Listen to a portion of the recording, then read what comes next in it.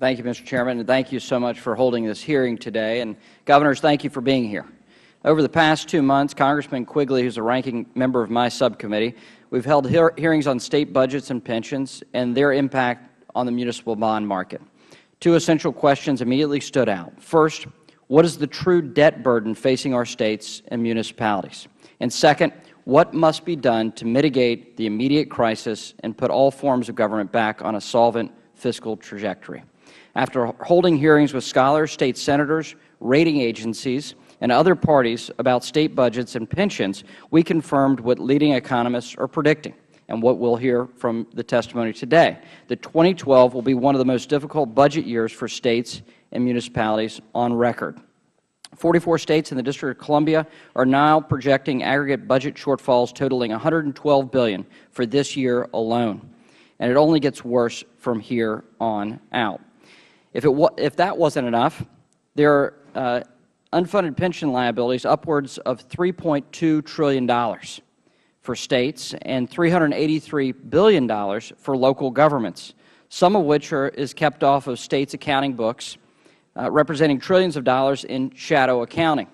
Today, some of my colleagues on the other side of the aisle will use the words like extreme, tax increases, and use those words repeatedly to describe what is either happening in terms of cuts or what is necessary to get out of this situation.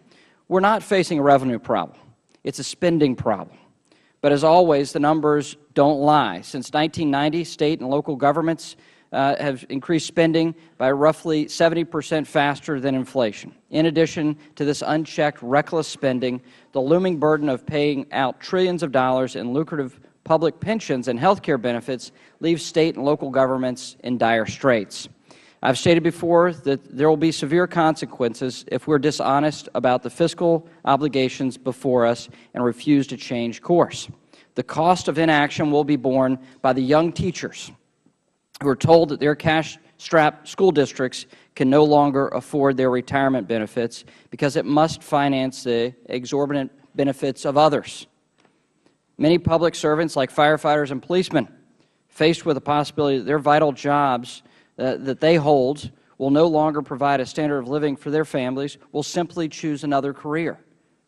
In the end, the people that we count on to teach our children and to protect our homes and our families will realize that their government has failed them and actively hurt their retirement security. We have an opportunity to change that. Numerous states have seen the writing on the wall and decided to take action. In recent years, at least 15 states passed legislation to reform some aspect of their pension system. For example, Governor Mitch Daniels of Indiana successfully reformed collective bargaining, leading to more efficient and effective government. Governor Walker has boldly set out to push through similar initiatives in Wisconsin. We've seen this in the national news. Even in the face of extremely heated political attacks, Governor Walker has shown that he understands and has a genuine commitment to reform and to prevent this fiscal calamity. The Governor's proposals were recently welcomed by the bond market and Moody's, which said that Governor Walker's plan will have a positive effect on the credit rating of his state. In the end, that will mean less cost and less expense to his taxpayers in order to get lending. Change is never easy. But if we wish to ensure an honest retirement for those who teach our children or protect our families and leave the next generation a country as economically vibrant as the one that we inherited, we must be serious about the problems we face.